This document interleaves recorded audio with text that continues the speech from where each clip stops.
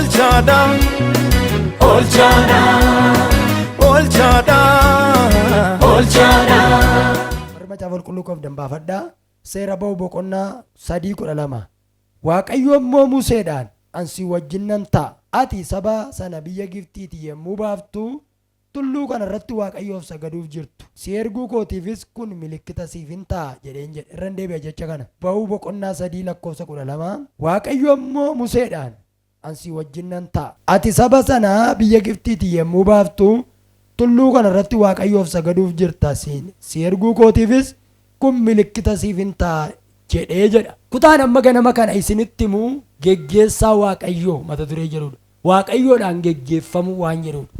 Kutaa kana keessatti dhaggeeffadhaa. Bara Museen dhalatee barri sun bara gadheedha. Maaliif yoo jettan barri Musee bara du'aati. Koo bara keenya amma seenaa kana. Bara ijoolleen dhiiraa lafarratti akka hin dhalanneef murteen murtaa'ee turedha. Museen bara sana keessaa biyya Gibxitti yeroo dhalatu haati isaa ji'a 3 geggeessitee soositee dadhabdee maal goote wanta humna see gararraa ta'eef waan akka bidiruu tokko keessa dhoksitee dhallaaduu keessa hidhatteedha. Waan akka dhallaaduu tokko qodaa xiqqoo tokko keessee bukkee galaanaatti hidhattee gatte mucaa tokko. Mucaan kun intalli Fariyoon achitti argite. Gaafa argitu Waaqayyo du'a isa oolche baruma du'aa sana keessa. Isa booddee Museen hin guddatee ergi guddatee nama gahaa ta'e booddee waa'ee geggeessaa Waaqayyootti dhufaa jirra waan ta'eef Museen ergi guddatee nama gahaa ta'e booddee ofii isaan of geggeessuu jalqabe. Ammoo utuma yeroo Waaqayyoon gahin gadi bee warra Gibxii keessaa nama tokko ajjeese. Warra Gibxii keessaa aangoo isaa irree isaa ilaallatee Israa'eliif Gibxii tokko tollolaa dhaqee maal godhe isa gara Israa'eliin goree warra Gibxii keessaa tokko ajjeese. Barri sun bara Museen itti of geggeessaa turedha. Kana booddee guyyaa tokko Israa'eloonni lachuus tollolanii argee isin immoo obbolaadha maaliif ol loltonnaan isatti dheengaddaa Gibxii keessaa nama tokko ajjeefne himnaa jetteen jedhatti. Akka jedhe Museen kuna dhageenyaan mootichi na ajjeesa jedhee biyyaa baqate. Biyya Meediyaan dhaqe. Achittis Museen geggeessaa mataa isaatiitiin of geggeessa. Karoora Waaqayyootti hin dhumne. Lafa nama dubbise kana keessatti garuu seera ba'uu boqonnaa 3 keessatti Waaqayyotu Musee waame. Utuu inni horii tissu ibidda keessaan sagalee Musee Musee jedhu dhaga'e Museen. Kana booddee akka jedhe Museen eenyu kan na waamu kun jedhee gara ibiddichaatti gaafa dhaqu Waaqayyoo akka jedhe Museedhaan ani Waaqayyo isa kan abboota keetii isa kan Abrahaam isa kan Yisihaaq Yaaqoob jedhe. Musee haati geggeessiteetti geggeessaan haadhaa yeroo xiqqoodhaaf duukaa deeme. Akkuma Museen ofisaatii of geggeesseera balaa guddaa isatti fide malee san fayyanne. Gaafa inni see tokkitti geggeessaa Waaqayyootti dhufu garuu Museen boqonnaa guddaa argate. Kanaaf ganama kana gara geggeessaa Waaqayyootti akkamitti namni geggeessaa Waaqayyoo jala jiraata kan jedhu gabaabaatti hojii ilaalla jechuudha. Waaqayyoos nama kamiin iyyuu geggeessa. Waaqayyo yeroo nama geggeessu fuula laalee malkii laalee hojjaa laalee nama geggeessa miti. Hiyyeessa sooressa jedhee keessaa filee geggeessa miti. Lafi Waaqayyoo ilaalu lafa biraadha. Kanaaf ganama kana eenyuyyuu si geggeessuurraa Waaqayyoon geggeeffamuun keessan baay'ee jireenya keessanii murtaa'aadha. Dhala namaa kana wanti geggeessu waa 3. Tokkoffaa foon namaatiin geggeeffamu. Foon jechuun foon keenyaan geggeeffamu miira keenyaan geggeeffamu jechuudha. Inni lammaffaan seexanni nama geggeessu yaadu inni sadaffaan biyya lafaatiin geggeeffamudha. Garuu kun sadanuu hiika tokko fiduu hin danda'an. Foon kee yoo geggeeffamte eessayyuu ga'uu hin dandeessu hin dadhabdan kufta. Biyya lafaatiin yoo geggeeffamte amala biyya lafaatiin yoo geggeeffamte hin kufta kufaatii gadhee kufta. Akkuma kana seexanni immoo yoo si geggeesse gara badiisaatti si fuudhee deema. Hundumaa dura garuu geggeessaan kee Waaqayyo siif haa ta'u. Museedhaan gaa Waaqayyo ani sin geggeessaa jedhe geggeessaan kee anaa jedhe yeroo waame. Akkuma jedhe Museen Waaqayyo akkasa geggeessu waan amaneef geggeessummaa Waaqayyotti dhufe. Geggeessaa Waaqayyotti kan inni jennu kuni akkuma nama isinitti himee Museen ofiin of geggeessee ilaaleera. Bara sana hariyatamaa baqataa sodaataa ture. Yeroo ofisaatiin of geggeessu. Harmeen isaa immoo ji'a 3 dhoksiteetti isheen immoo waan gootuuf dhabdee jajjaba keessattee laga Abbayyaatti galte. Nama akkasii kana Waaqayyo itti darbee sin geggeessaa jedhe. Isa booddee Museen akkuma geggeessaa Waaqayyo dhaga'een Waaqayyo waa tokkotti hime. Akkamitti Waaqayyo nama kana geggeessa? Dhalli namaa akkamitti geggeeffama? Geggeessaa Waaqayyotti immoo karaan ittiin naqan eessa? Daandiin isaa eessa? Karaan ittiin gara geggeessaa Waaqayyotti dhufan eessarra baanee dhanna? Akkamitti gara geggeessummaa Waaqayyotti dhufnare? Inni tokkoof tokko Waaqayyo Museedhaan akkas jedheen. Musee ergi waamee booddee Museedhaan ani sin geggeessaa jedheen. Garuu maalli kophee miilla keetti jiru sana baasii jedheen. Asnatti hin dhiyaatini utuu annatti hin dhiyaatin wanta miilla keerra jiru sana kophee biyya Gibxiitii uffattee baattee deemte sana yookaas waan miilla keetti jiru sana isa iddoo aarsaa koo xureessu sana ofitti baasii jedheen. Isa booddee Museen akkuma Waaqayyo sabboome ofitti baase. Geggeessaa Waaqayyootti dhufuun barbaaddu yoo ta'e, Waaqayyo mana keessan akka geggeessu barbaaddu yoo ta'e, wanti isin ofirraa baasuu qabdan jira. Wanti isin ofirraa fuudhuu qabdan jira. Addunyaan kun geggeessaa Waaqayyoon barbaada, garuu waanuma Waaqayyoof hin taane baatee Waaqayyo akkasa geggeessu barbaada. Waan isiniin jedha ganama kana na dhaggeeffadhaa obboloota koo. Waaqayyo akka mana keessan geggeessu, hojii keessan akka qajeelchu, karaa isinitti cufame akka banu, mana keessan akka nagaa godhu hin barbaaddu. Kanaaf maal gochuu qabdu? Amaloota biyya lafaa kana keessa nurratti beekamu baay'eesaa ofirraa baasuun. Museedhaan Waaqayyo ofitti baasee jedheen. Miilla keerraa waa baasee jedheen. Caammaa ofirraa baasee jedheen. Maaf caammaa hiikkachiisee Waaqayyo karaa miilla jalaa ol qulleesse.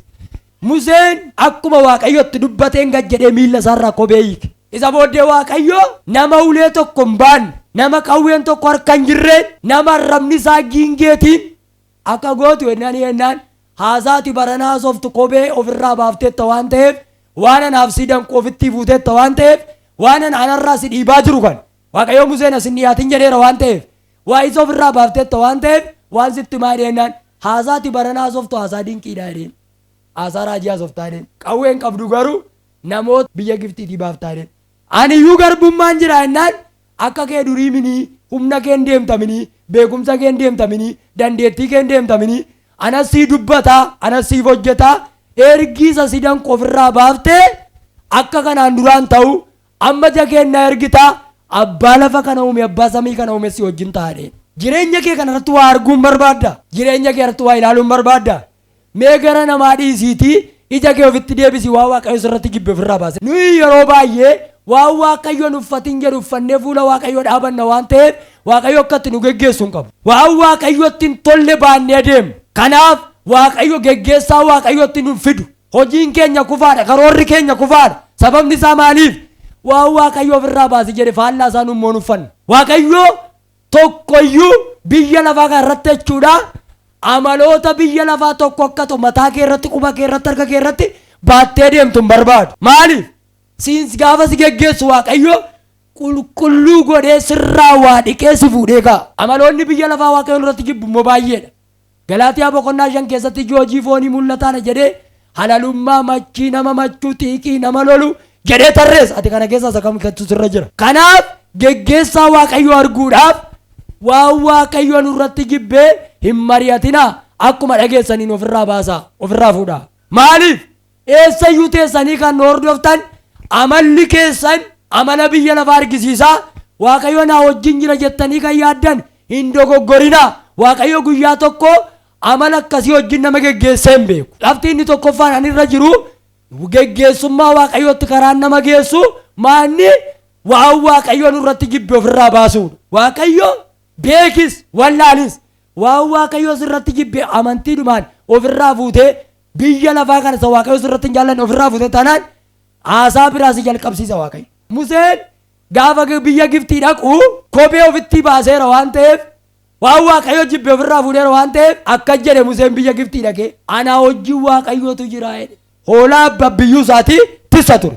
Tissituu hoolaatu waa'ee Waaqayyootti ka'e. Akka jedhe Museen amma nuyi jedhe Waaqayyo na wajjin jira waan ta'eef, ani Waaqayyo gara koo na duukaa jira waan ta'eef, sabni kun biyya Gibxiitii ba'aa jedhee mootii Fariyoonitti hime. Haasaa biraa jalqabe. Haasaa biraa jalqabe. Bara 2017 waggaa amma keessa jirru kana keessatti dubbiin ani sitti dubbadhu mana kee keessaa biyya kam teessanii Oromiyaa guutuu, Itoophiyaa guutuurraa na dhaggeeffachaa kan jirtan waan Waaqayyo mana keessan keessatti hin jaallanne gadi baasaa. Ani immoo sinan geggeessaa dee Waaqayyo. Yeroo baay'ee Waaqayyo si fuudhee ka'uu barbaada. Akka nama malkiin ilaaluun, fuulan ilaaluun si fuudhee ka'uu barbaada. Eessaan sina qabeetta Waaqayyo? Haasaa kee jijjiiree, hojii kee jijjiiree, mul'ata kee jijjiiree lafa namaatti geessuu barbaada. Maaltu si qabareen jettu? Waatu mana kee keessa ta'a. Maalinnis amaloota biyya lafaa kun ittiin manca'e. Kanaaf inni tokkoof tokko karaan ittiin geggeessaa Waaqayyo jala dhufnu amaloota Waaqayyoon irratti hin jaallanne tokko tokkoon ofirraa ajjeesuudha. Yeroo tokko sabni Israa'elii yeroo tokko Iyyaasuudhaan geggeeffamu turan. Waaqayyo immoo Iyyaasuu geggeessa ture. Caasaan isaanii akkas. Macaafa Iyyaasuu boqonnaa 7 boqonnaa 8 keetti maal arginaa? namicha tokkotu maqaan isaa akkaan jedhama. Akka jedhe Waaqayyo saba nanaa jedhe warqee warra Yariikoo kan warra biyya lafaa sana tokkoyyuu fudhatinaa jedhe gaafa magaalaa Yariikoo jiddu. Namichichi akka jedhe warqee hatee dhaqee saaxinii isaa keessa godhate wayyaa hatee kobbortaa mootii biichaa. Iyyaasuu faana ammoo warra Aayin lolutti jalqaban. Yariikoo fixanii gara warra Aayinitti darban. Warri Aayin gaafa lolu Iyyaasuu faana dhaqan Israa'eloonni dhaqan maal ta'an akka kanaan duraa moo lollitti ulfaate. Ijoollee Israa'el keessaa duututti baay'ate. Iyyaasuun taabota biratti gad jedhee saanduqa kakuu biratti gad jedhee maaltu badee yaa Waaqayyoo zariin keenya mo'amnee hin beennu mo'u malee maaltu nutti dhufennaan ofii keessan of fattashaa jedhee Waaqayyo. Iyyaasuun Israa'eloota qomoo 12 walitti waamee akkeedeen ijoollee maal gootan jennaan akkaan akkeede ani jedhe boojuu irratti lafa dheen boojuu fudhee galee jedhe. Waaqayyo namicha kanaaf jedhee ijoollee Israa'eliin geggeessuu dide. Isa booddee kanaaf lollitti baay'ate kanaaf mo'uu dadhaban. Isa booddee akka jedhan akkaanii waamee Iyyaasuun ajjeesee abiddaan gube zarii isaa. Israa'elootuma keessa akkaaniin ajjeesee abiddaan gube lafa akkaan itti gubate iddoon sun hiikoor jedhama. Hiikoor jechuun iddoo rakkinaa iddoo dhiphinaa jechuudha. Lagara guteessa akkasii Waaqayyo akka jedheen amma loltuu baay'ee fuutee hin bahini boodee makee gara warra Aayinitti qabi ani immoo maalan godhaa warra kanaan dura si boosisan sana narraa saa'e. Warra miidiyaa keenya hordoftan baga gammaddan karaa TV'n hordofaa kan jirtan maaliif hojiin kee of qulleessuudha ani immoo diina kee irraa sadhe Waaqayyo. Iyyaasuun gaafa loltoota fuudhee gara warra Aayinitti qabu Waaqayyo akka jedheen boodee kee gara mandarichaatti qabi ani anatu lolaa jedhe. Yeroo tokko akka Waaqayyo nuuf hin dubbanne afaan Waaqayyo kan qabu isinuma numa yeroo tokko maaliif wantooti mana keenya keessaaf wantoonni waldaa irratti ofirratti arginu adda adda keessumaa barammaa kana keessa jechuudha waan isinitti hima lallaba waa ofirraa baasii of qulleessi jedhan namni dhaga'uun barbaadu. Mi'aati waa'ee namaa yaadii yeroo kana TV'n illee na hordofaa kan jirtan biyya kamiillee yuutuubii haa ta'u telegiraamii haa ta'u feesbuukii haa ta'u tiiktookiin na hordofaallee kan jirtan waan isinitti hima Waaqayyo akkasiniin jedhe ati of qulleessitaa ani immoo diina kee irraa saa'edhe. Bara Waaqayyo si geggeessu kun lafa onaadha garuu karichi cufamaadha garuu harka kee duwwaa diina kee naasifta. Harka duwwaa Museen jechuudha uleettiin horii abbaa biyyuu isaatti subaataa Fariyoon immoo konkolaataa fardeen loltoota fardeen hedduu qaba. Alaadiyaas Fariyoon konkolaataa isaan duwwaan jechuudha biyya sana raasa. Museen akkeen harka isaa duwwaa ulicha qabatee dhaqee Waaqayyo akkannaan jedheen maal siin jedhennaan saba kana gadhiifta yoo gadhiisuu baatte immoo likkiitti galta siin jedhe Waaqayyo. Waaqayyo akkuma Museen dubbateen Fariyooniin Museen dhaqee keere ilaamee borganama bishaanni keessan dhiigatti jijjiiramee rennaan yeroo ijoollee warra Gibxii bishaan waraabuu laganattu bishaan hundinuu dhiiga. Abeet jedhan geggeessaa Waaqayyooti. Wanta Waaqayyoof si walitti buusu mana kee keessaa baasi. Kanaaf Waaqayyo biyya si naannessuuf ati eenyu jettee dhufte beektaa? Abalu seetee kannatti cufe abalu jettee dhufte namni tokko sitti hin cufne waa'ee Waaqayyo ati naaf qullaa'i malee karaan hin jirrerran si fuudhee kaa'edhe. Wayyoo miidiyaa hordofaa kan jirtan karaan hin jirrerran si fuudhee kaa'edhe. Akkeedhe Waaqayyo addunyaan kun addunyaa kufaatii gadhee kufteedha cufamaadha karaan hin jiru si fuudheen kaa'a ati naaf dhaga'i duwwaa maleedhe Waaqayyo geggeessaa koon argita kattaa keessaan bishaan baasadhe Waaqayyo. Zarii isaanii guban akkaaniin obboleessa obbolaa abbaa isaanii guban ibiddaan gubanii maal godhanii uffeedhan. Geggeessaa Waaqayyotti kan nu fidu bara Waaqayyo akka nu geggeessuuf kan barbaaddan wantoota mana keessan keessa jiru hunda isaa gadi fuudhaa gubaa. Amaloota biyya lafaarraa dargaggoonni amma dhaalanii jiran amaloota waldaa kiristaanaa mancaasoo sana amaloota biyya lafaa kana waldaa jeeqaa jiru sana ibidda qopheessii gubi ofirraa xiinceessi isa nannagee keessaa gubii balleessi. Waan isinitti hima cubbuu irraa qalbii jirachuu jechuun dhaqanii cubbuu hojjetanii jimaata dhufanii gabaasuu mini Waaqayyo kadhannaa akkasii isin dhageenye malee natta jaa'ee jedhe. Qalbii jijjiirrachuu jechuun gubuu jechuun mee amma garaa keetti ibidditti bu'a harka keenyatti kaase har'aa kaasee garaa Yohaannis garaa Phexros har'aa kaasee milikitaan si keessatti uumama. Inni lammaffaanii akkamitti geggeessaa Waaqayyootti himnee eenyummaa Waaqayyo irraa kan baratan ta'uu qaba.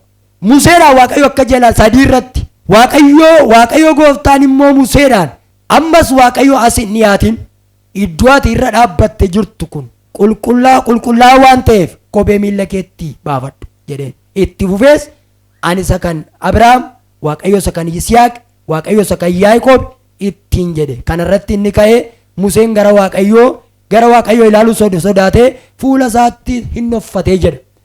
Achirraa lafammaati immoo waan cimaa tokkoon isinitti hima. Waaqayyo akkas hin geggeessu yoo barbaaddan eenyummaa Waaqayyoo sirriitti beekaa. Hamma Waaqayyo ga'u sirriitti beekaa. Hamma Waaqayyo ga'u eenyummaa Waaqayyoo beekuun. Namoonni tokko Waaqayyoon hiriyaa isaanii godhatu. Maamame dalguma gajjallaa kana haasee deebuutti fakkaata. Waaqayyo Museedhaan ani isa kana Abrahaam jedhe. Ani isa kana Abrahaam jechuun maal jechuudha beektu ijoo? Isa waggaa 100 mucaa namaa kennuu danda'u jechuusaati. Ana isa kana Abrahaam jechuun ana isa dubartii waggaa 90tti mucaa baachisu jechuusaati. Akka Waaqayyo si geggeessu barbaadde yoo ta'e guddummaa Waaqayyoo beeki. Baay'een keenya guddummaa Waaqayyoo nuu galeera garuu akka itti nuu gale sana sirrii miti. Museen eenyu akka ta'e Waaqayyo eenyu akka ta'e isa kam jedhee gaafannaan ani isa kana Abrahaamiiti jedheen. Abrahaam isa kam? Isa tokkittii fuudhee maal godhe? 60 bicherrecha lafarraa baay'ise. Eenyummaa Waaqayyoo beekaa. Waaqa isa kana Abrahaam jennaan Museen ija isaa guuggateedha. Maaltu ija Musee haguuge beektu? Abeet jedhe.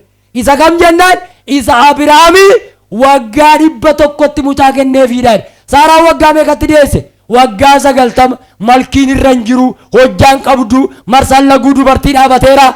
Inni marsaa laguun ilaalle. Inni jaartii waggaa 90 mucaa baachise. Anaa dhannaan abeet jedhe. Maaliif Waaqayyo sin geggeessu beektaa? Eenyummaa Waaqayyoon beektu. Waaqayyoon arrabsitaati yotti kaate. Tajaajiltoonni tokko Waaqayyoon Waaqa xiqqoo tokko godhee sitti argisiisu yaada isaaniitti immoo tajaajilaa jiru. Innis maanni bofan argee bofatu nutti mul'ate mannaariyaa bukkeedha. Gamoo gamaayyaa kana jala bofa jira. Hinjigaa kan jedhan gudar keessa guutan. Waaqayyo adamsituu bofaa miti joo. Isan goomin yoo argite ofii keetii ajjeesi. Kun wangeela sittan himu. Yesus guyyaa tokko bofa ajjeesee beekaa biyya lafaa irratti. Yesus guyyaa tokko ergaa bofaa nama dabarsee beekaa. Yeroo hundumaa Yesus hin argitanii Yesustu si dhibe. Yeroo hundumaa tajaajiltoonni baadiyyaa mandaraa kana keessa deemanii ilaa mana kee bukkee bofa jira. Gararraa jira. Amma Waaqayyo xinnoo amma kanaa sitti hin fakkaatin. Bofa ajjeesatu hin ta'in. Hafuurota bofaan ajjeesan yeroo manni quba isaa ol kaasu magaalaa gudar keessaa ofirra seenaannes. Uleen Musee bofa ta'eera. Boficha liqimsee of keessatti abbeesse moo ajjeese. Hafuurri nurra jiru hin liqimsa. Amma keessumaa dubartooti gummee kan isin abbaa manaa abuna danfisuu hiddanii halkan saa sadiitti waldaa namarra joortamme lafa bofitti baay'atutu joortu. Abbaan manaa gubateera. Bofan arga. Fooqiin biyya kanaa tokko hin jigu mana. Warri fooqii biyya kanaatti raajii hundi isaa miqqanyoota. Dafqanii ma fedhanii soobdu hundi keessan beekaa taartan. Iddoo ofii hin qabne taarti raaju. Eenyummaa Waaqayyoo waamamee adurree ari'uudhaaf akka Waaqayyoo Museedhaan.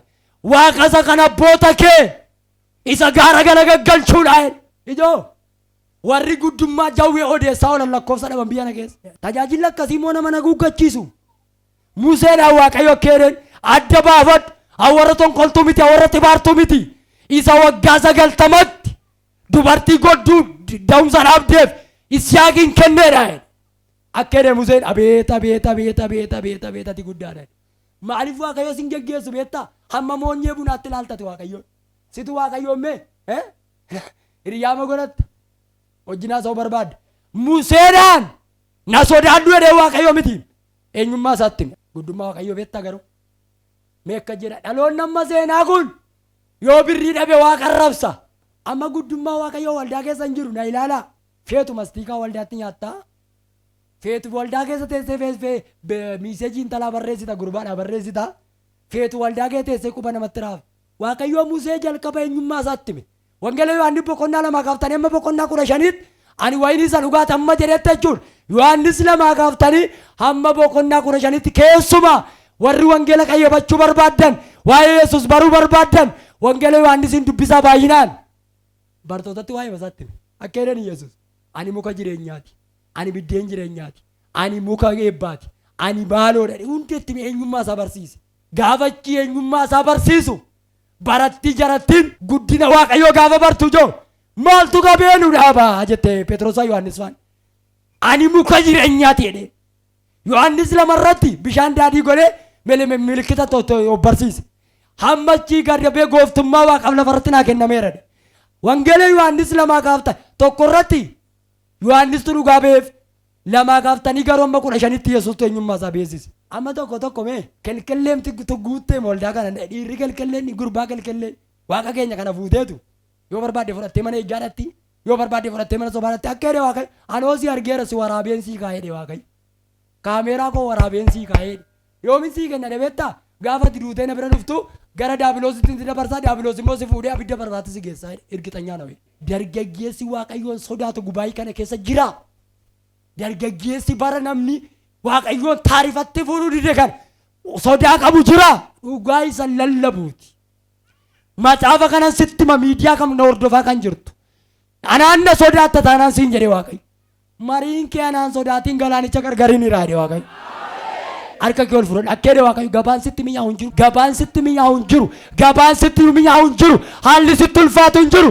ati anaan mushurraa kooti siin geggeessaa siin jedhe Waaqayyo warri qabeenyi geggeessu joo bara fooqiin isaanii jigu kufu warri waraanni biyyaa geggeessu gaafa waraanni kufu warri Yesuus geggeessu garuu hamma dhumaatti mo'icha galmeessaa dirree mo'ichaa irratti foorichaa deemtu qabaan sin danda'u sin geggeessaa jedhe Waaqayyo laata kaman toora labadiyaas buukii kee ilaalu Waaqayyo gaafa si geggeessu abbaan ergaa kana akkasiin jedhe giingee taatuyyuu hirrina qabaattuyyuu sin geggeessaa jedhe Waaqayyo har'a ganama kana si argisiisaa jedhe Waaqayyo ilaamee garatta deemtu wallaaltee karaa miidiyaa kanaa karaa waldaa sitti cufamee karaa lafaa sitti cufamee kan jiru dhufeera si geggeessuuf jedhe Waaqayyo eenyummaa Waaqayyoo beekeeti ijoolleen keenya beeku eenyummaa Waaqayyoo akka inni waggaa 90tti mucaa kennuu danda'u dubartiidhaaf akka inni lafoon atarsaasu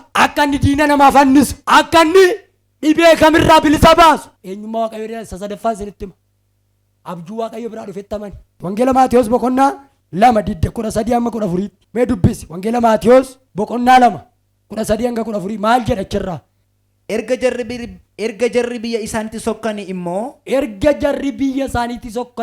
kunoo ergamaan gooftaa tokko abjuutti Yoosefitti mul'ate kunoo ilaaran deebi'a kunoo ergamaan gooftaa tokko abjuutti Yoosefitti mul'ate ka'ee mucichaa fi haadha isaa fudhadhuuti biyya Gibxiitti baqadhu ka'ii mucichaa fi haadha isaa fudhadhu biyya Gibxiitti baqadhu Herodes mucicha ajjeesuudhaaf waan barbaadu Herodes mucicha ajjeesuu waan barbaadu hamma ani sitti himutti achuma turii ittiin jedhe itti fufi Yoosef yommus ka'ee mucichaaf haadha isaa fudhatee halkan biyya Gibxiitti hin sokkengaa yeroo baay'ee abjuun namee gidduutti na dhaggeeffata tajaajiltoonni namoonni baay'een ta'e biraa bulu takka sareedhaan ari'amaa bulu takka waangoon namatti dutaa takka abjuudhaan duhu takka nama du'e ergu inni kun abjuu seexanaati abjuun samii irraa dhufe garuu du'a jalaa nama miliqsa Yesuustu dhalate joo dhaggeeffadha Beetelehemitti gaafa dhalatu jar tokko dhaqanii taana fuudhanii mootii Herodos jedhamu immoo Yesuusin ajjeesuu barbaade Herodos maaliif Yesuus Kiristoos dhibba waaqaa dhibba nama waan ta'eef yeroo foon uffatee biyya lafaarra ture sana akka inni du'uuf karoora baafate ergamaa tokkotu waaqarraa dhufe abeet maal oolchaa dhalootaa fudhadhu ergamaa tamiitu dhufe mucaa kanaa fuudhii biyya Gibxiitti baqadhu jedhe Yoosef waaqanaan hin jenne deengaddaa waaqan sii baadhee baqadhaa hin jenne utuu nu teekkeen abjuu samiirraa dhufe nama fudhatu abjuun si geggeessu sii dhufa baadhuu biyya kana keessa naanna'e dargaggoo siniif lallabaa jira nami dhimma keessan qabu hin jiru kan sin ajjeesu baay'ateera abjuu du'a jalaa nama milisu garuu gara keessatti nan fidade Waaqayyo geggeessaa Waaqayyoo inni sadaffaan abjuu fudhachuudha abjuu sagam abjuu mandaraa nama boosiftu irraa fagaadhu inni samiirraa dhufee si boosisatu hin ta'in si fuudhee ka'a keelee Waaqayyo abjuu mandaraa sirraanchuuf abjuu samiin sitti fidade Waaqayyo garuu warra Waaqayyo geggeessu barbaadu samii baname maal jedha beektaa jireenya biyya lafaa jibbisiise ya birrii biyya lafaa ya makiina natta joofte jedhetu ankuwan kees mitii naan jedhaati Maariyaam haati gooftaa keenyaaf Yoosef abjuu biyya waaqaa fudhatan Gaaliyaan Tooroloboodiyaas abjuu tokko samii dhufe joo maal kan jedhu mucicha fuudhii Gibxiin dhaqi baay'een namootaa abjuu lafarraatiin rakkataa jiru warri gara miidiyaan dhaggeeffataa jirtan mee abjuun kanaan dura sin jeeqaa ture abjuu lafarraati hin amantu yoo ta'e garuu ani jedhe Waaqayyo abjuu waaqarraa gara keessan nan fidaadhe Waaqayyo dhaloonni geggeessaa Waaqayyo tamanuu keessa jiraatu maal ta'a kan si boosise haadha manaa kee kan boosise abjuu lafarraati xaafii mi'aawu Gudar xaafii mi'aawu Itoophiyaa baratanii dhabu biyya Itoophiyaa keessaa waldaa walirratti ka'uudha. Waldaan walirratti kaatu dhimma keemin ati namarratti hin ka'in. Nami si ajeeku du'i biyya kana guutu dhimma keemin. Har'arraa jalqabee karaan samii waaqarraa gara kee dhufu. Akkamitti biyya lafaarratti jiraatta beektaa? Akka Yohaannis faan zayitii danfaa keessa dhaabatan, Phexros faan Yohaannis faan billaa jala dhaabatan, har'aa kaasee marfeen si adoochuu waaqarraa gara kee dhufu. Abjuu waaqarraa maal siin jedha beektaa? Mee abjuuchi maal laan jedha akkasiin jedhe anaaf tole jettaa abjuun si bira fide kana wangeela biyya kana dhufeef tole jettaa ani immoo siin geggeessaa de Waaqayyo. Yoosefiin biyya Gibxiitti geesse gaa Waaqayyo. Achi immoo kan dhaqee baaseewu ergamichuma dhaqe ammas Herodos da'eer du'eera mucicha fuudhiitii eessatti deebi immoo Israa'elitti kottu jedheen gaafa abjuu waaqarraa argitu koo jireenyi salphaadhumaaf akkasiin jedhee gooftaan shawwaa lixaarraan lallabaa jira ganama kana magaalaa gudarin jiraa yeroo kana na dhaggeeffadhu kana dhageessa taanaan abjuu biyya waaqaa kanatti amanta taanaan wangeela kanatti amanta taanaan dankaan fuula keetii karaadha.